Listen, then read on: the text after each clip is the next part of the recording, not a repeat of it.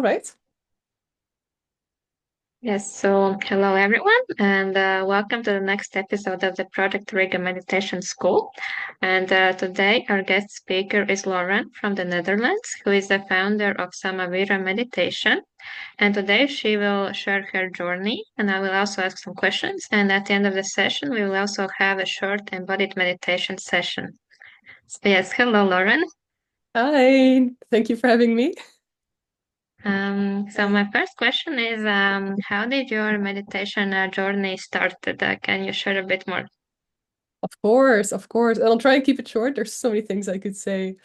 I first came across meditation because I was looking for something to help me through a very difficult period of life I was going through. And I tried so many things already, and everything either didn't work or worked only for a short period of time. And I was literally Googling online.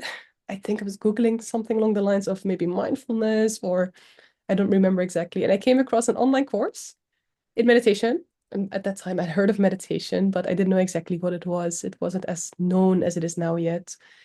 And it was an online course by Buddhist monks from Thailand with the promise or with the opportunity that if you finish that online course, you can apply for the opportunity to go to Thailand and learn meditation from the monks in Thailand. And I thought, wow, that would be incredible. That's what I want to do. And it took me a while to finish the online course because I was struggling a lot. And even though meditation had started helping, it was hard to build healthy habits, build healthy routines. And so it took me a while to finish.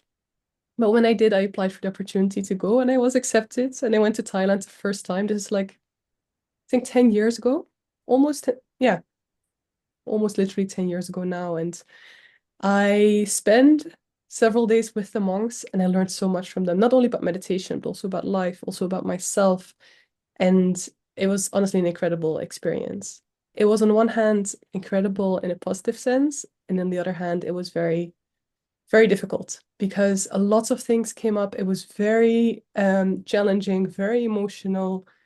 It brought up so many of the things that I was struggling with, so many of the thoughts and emotions I felt stuck with, and I cried a lot. I laughed a lot. It was a roller coaster in in, in an emotional, in a quite a literal emotional sense of the word.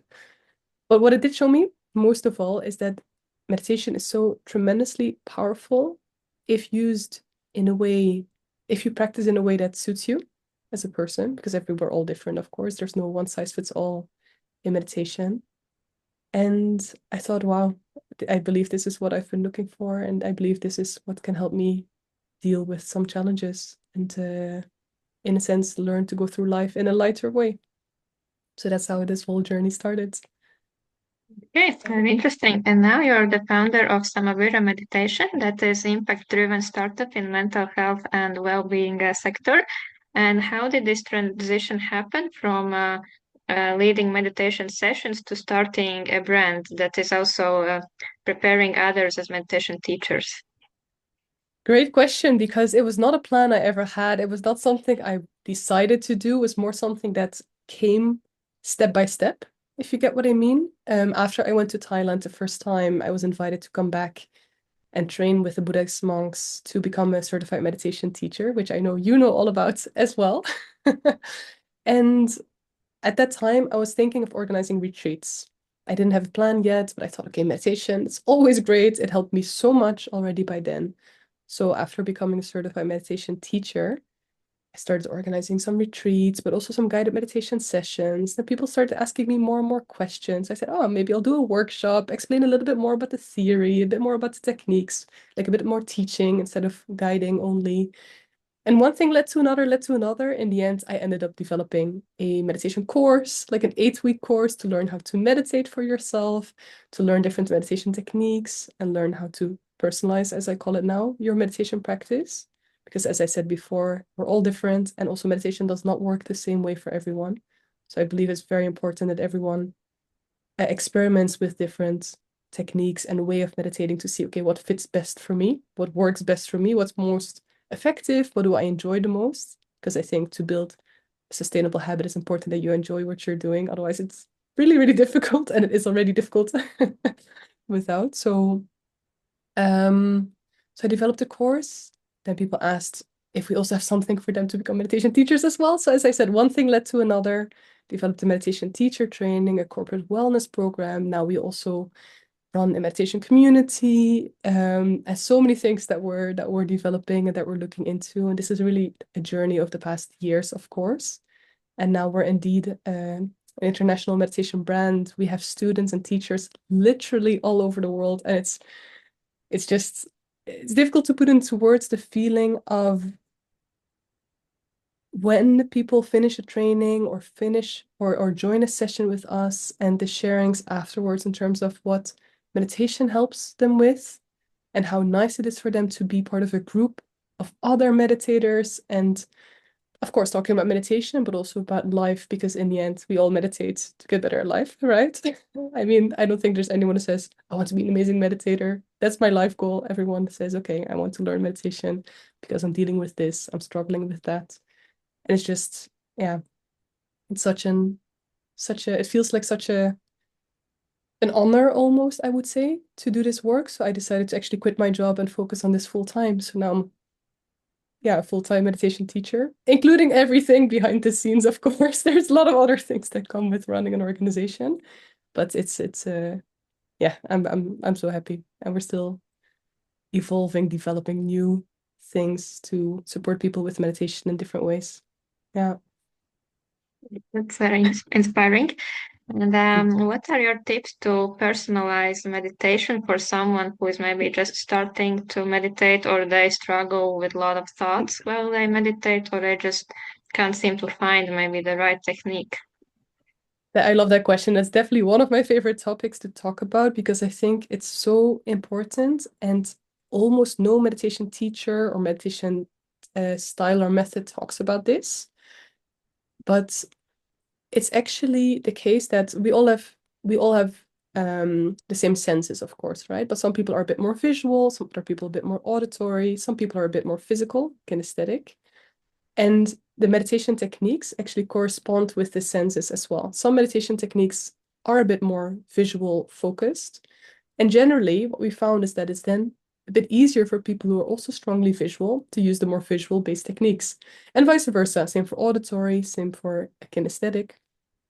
Um, and we realized that there's different meditation techniques, different meditation styles, right? But not all of them work the same way for everyone. For some people, some of the techniques are super easy. It's like beginner's luck, and they get it right away. It clicks, and they're like, wow, that's such a deep experience. For others, they're like, what was this? I don't understand what I'm supposed to do. It doesn't work. It doesn't make sense. They're not enjoying it. So we realized it's so important that everyone learns to meditate in a way that works for them. So we don't teach meditation in one way. We actually teach the seven major meditation techniques and variations of all those techniques, because you can use the body scan in different ways. You can use the breathing technique in different ways. There's not just one breathing technique that exists, right? So mostly in our trainings, and when we work with a group of students longer term, every week we go through one technique in depth, in detail. We explain the what, why, how, and we practice all the different variations of the technique to help people really feel and connect with the one that's easiest, most enjoyable, and most effective for them. We call it the 3 E's: easy, enjoyable, effective. Because once that clicks, meditation becomes easier, meditation starts making more sense, meditation becomes nicer to do, and people start noticing the benefits more strongly and faster, which of course helps with the habit building process, because that's a huge challenge with learning meditation. It's not just about learning meditation, it's about meditating regularly, because otherwise, of course, you're still not reaping the benefits of the practice. So that's, long story short, how we help people experiment with the different techniques and variations of the techniques so they can find for themselves what works best. So in the end, we're still meditating together, but everyone is guiding themselves through the variations that work best for them as an individual, even within a group practice. And it's a beautiful journey where so many people have told us, I tried so many times, it didn't make sense. I don't get it. The abs this, the abs that. But now, okay, I found a way that works. Now I understand it. Now I feel like I can do it. Still not easy, but way easier.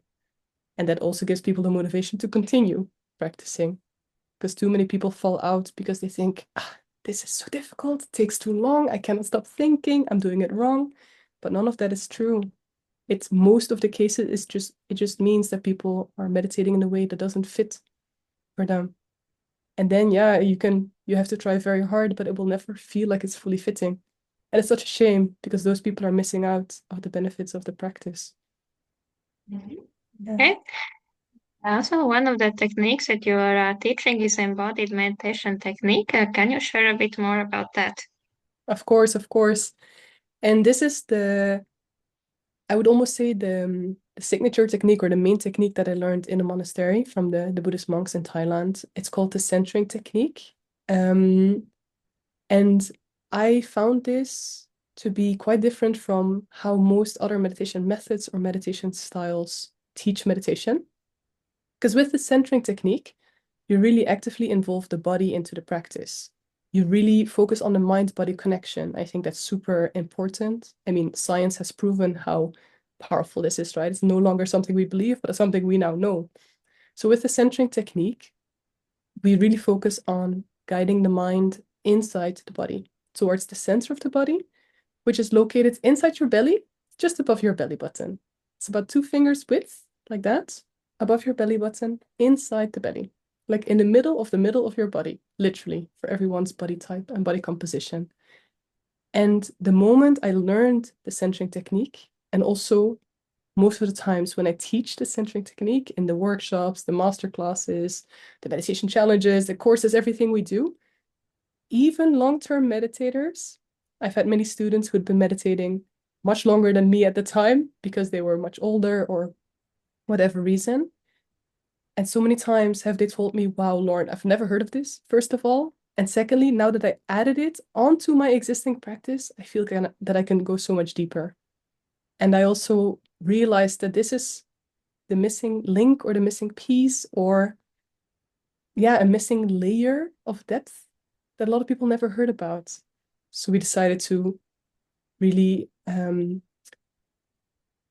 yeah, focus more so on what we now call embodied meditation and teaching or helping people to either learn or add the centering technique to their practice so that they can go even deeper into the meditative state and even deeper into the practice and reap even more benefits from the practice.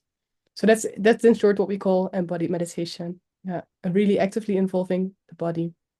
Because many meditation methods and styles, they're very mind focused, very mental focused. Let's say, for example, a visualization technique or even the mantra technique. Most meditation methods focus on visualization or the mantra inside the head, inside the mind, and they keep the mind in their place. But the mind is already so active, right? One of the reasons most people meditate is to calm down the mind. But in my experience, if you focus on certain techniques inside the mind, you keep focus on what you're trying to remove focus away from. So for me, it never really made sense until I learned this alternative method, this alternative technique. And I thought, okay, for me, this makes more sense. So I decided to, yeah, to focus on teaching and spreading this meditation method. And with great results so far. Very, very motivational to hear Mhm. everyone's stories and experiences. Okay. And what are the most common mistakes that new meditators do when they start with meditation? Another great question. And I think this is again super important. I think first, what I mentioned regarding personalization, most people never heard of this, never thought about it, because why would you, right? It's not something that comes to your mind out of nowhere. So in a sense, what people do wrong is um, taking the meditation style or method or technique that they first came across as the only way and not looking further than that, not trying out other ways to see is there something that works better for me, that's easier for me. That I would say is one. The second is there are so many misunderstandings and misconceptions about the practice. And again, such a shame because it makes people think that it's not working for them, they're doing it wrong. For example, the misunderstanding or misconception that focus or the purpose of meditation is to empty the mind, whereas it's a side effect of the practice. But the more you focus on emptying the mind, trust me, the fuller your mind will be. Because The more you try and push something away, the stronger it becomes, right? It doesn't work. Another misconception that, for example, let's see, I'll come back to that. So another mistake in a sense is indeed believing the misconceptions or not knowing that there are alternatives. I think another big mistake, so to say, is that a lot of people, whether starting meditation or another habit, they jump and take such a big step and they say, I'm going to meditate every day for 30 minutes from the first day. I've never meditated before, but I'm going to commit to 30 minutes. And the step is just way too big. We focus on, or we also teach a concept called micro meditation, where we, which is an important or a useful part in the habit building process, where you really start very small, take a very small step, and then build it up from there. There's actually a scientific reason behind why this works better, because the amygdala in our brain, which is our fear center, cannot handle big changes or sudden changes very well, because the responsibility of the part of our brain is to keep us safe. And what's safe is what's known, or what's known is what's safe. So whenever we try and make a change, even if it's a healthy habit, a healthy routine, the change is too big, the step is too big, the change is too sudden. So we start self-sabotaging and fall out of it. So when you take steps that are small, like 1 foot inside your comfort zone, 1 foot out, then the change is sustainable and starts integrating. And that's, I believe, I could almost say the only way to really build up a routine sustainably, slowly, step by step. But that way, in 1 year, you'll still be meditating versus jumping all the way in, setting a big goal for yourself because we're all about goal setting. New Year's is coming, you know, but it doesn't work. Our brains don't work that way.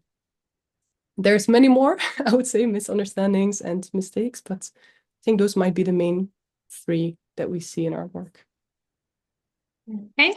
And the last question, what were the biggest challenges that you faced in your own practice? Ah, I love that question. Let me think. Not sure anyone has ever asked me that before. Great one. Um, all right.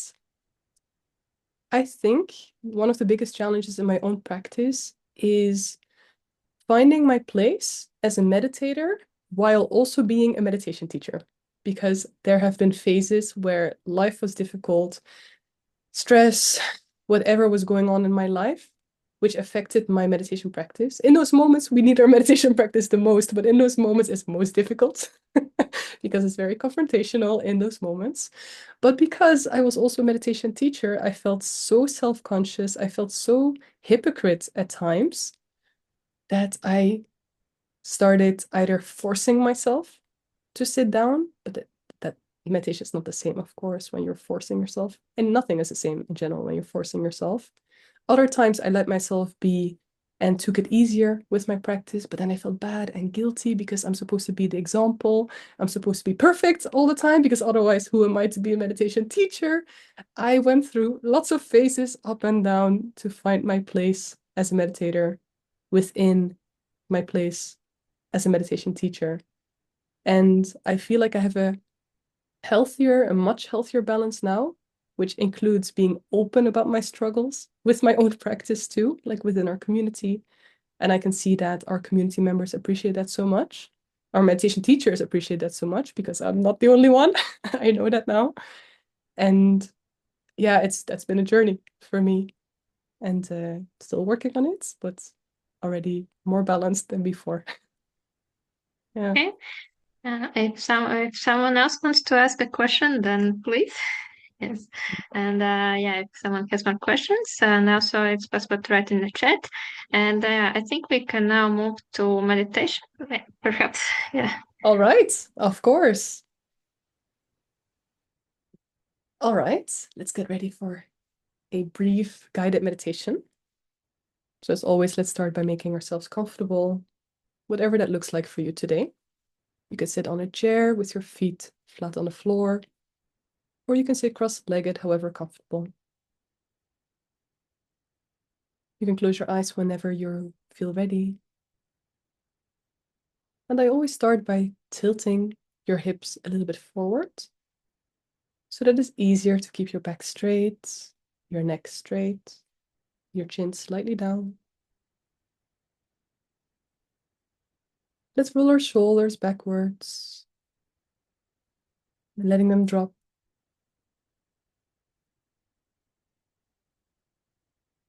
And let's just start by simply bringing our awareness to our breath. And for now, simply feeling your breath going in and out of your body.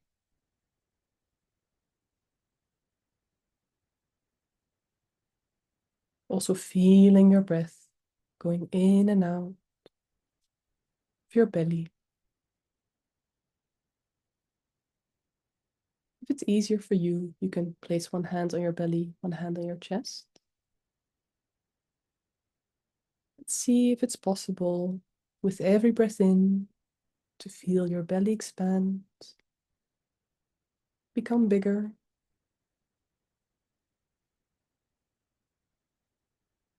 With every breath out, your belly shrinks. The air leaves your body.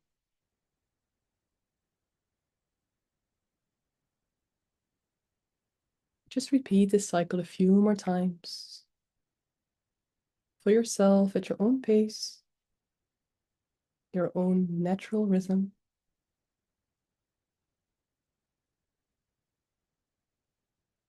Staying fully focused on the breath going in and out of your belly.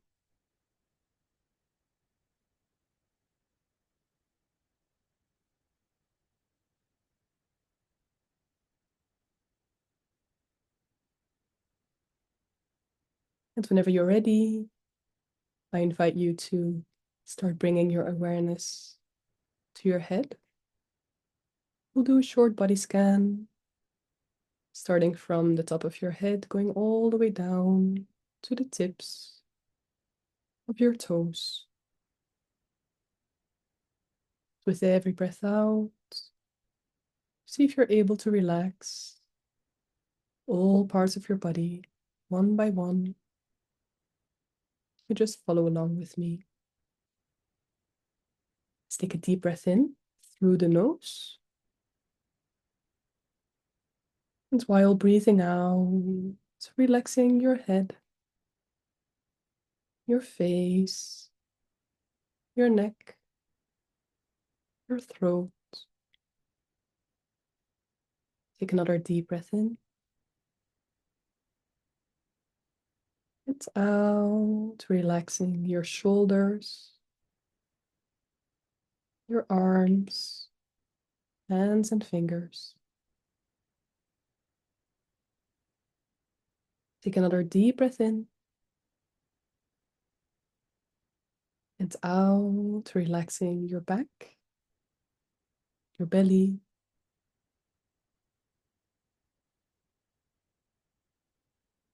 Let's take another deep breath in. So while breathing out, let's relax our hips, our legs, feet and toes.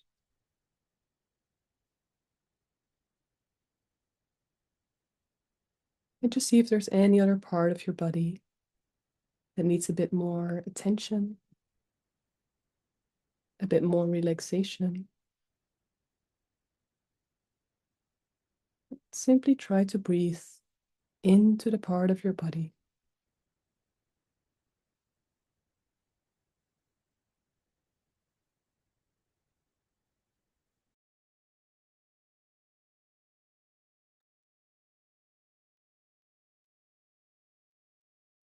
And if you notice any thoughts or any distractions,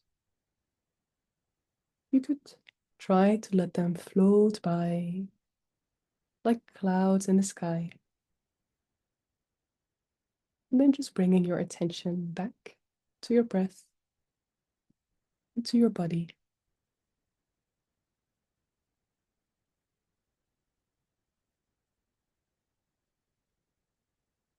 And now for a moment, let's imagine there's a beautiful, bright, warm sun shining on your face. feeling so comfortable.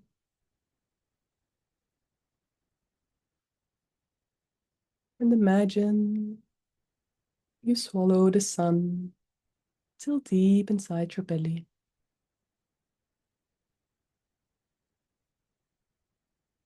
With every breath in, your belly expands, becomes bigger.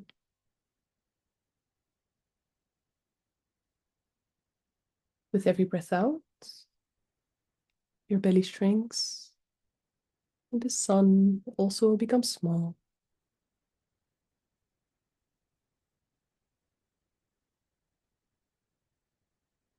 Every breath in, belly expands, the sun becomes bigger, brighter, warmer, more comfortable.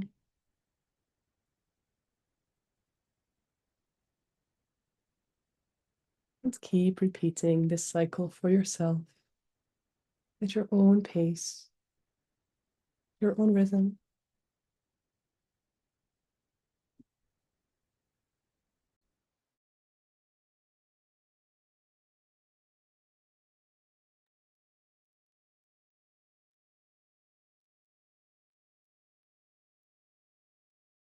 And again, if you notice any distractions, thoughts, or anything else,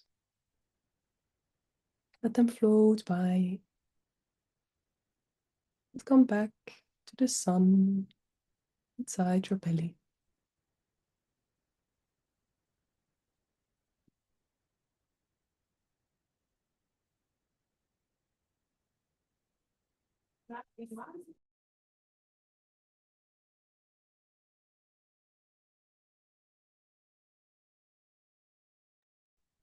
You could also use a mantra. Repeat this with me silently in yourself while maintaining awareness inside your belly, the center of your body. Clear and bright. Clear and bright.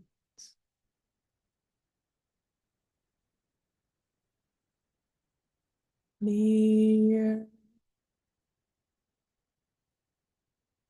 and bright. Keep repeating the mantra for yourself, feeling its vibration inside your center, inside your belly.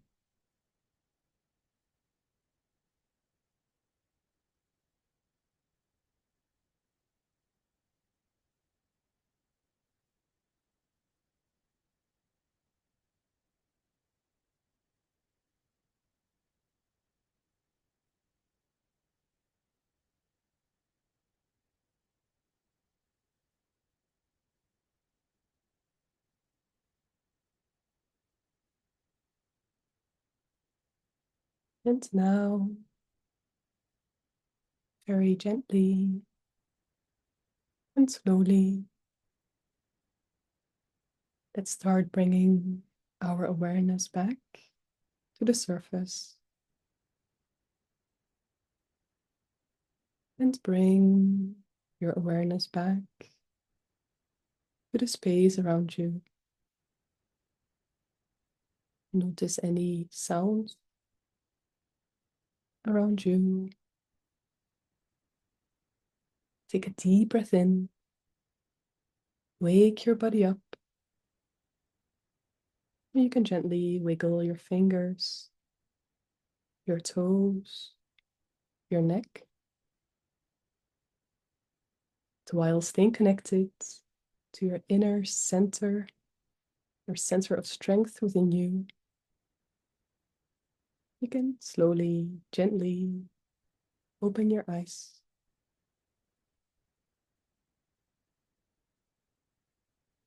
Welcome back.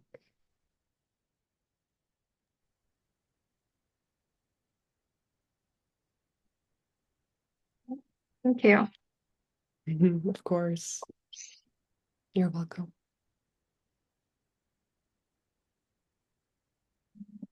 So, do we have any questions? And if not, then we can end the session. And many thanks for joining today and sharing your story. Thank you for having me. Take care on your own path as a meditation teacher too. And talk to you soon. Thank you. Thank you. Okay, bye. Bye.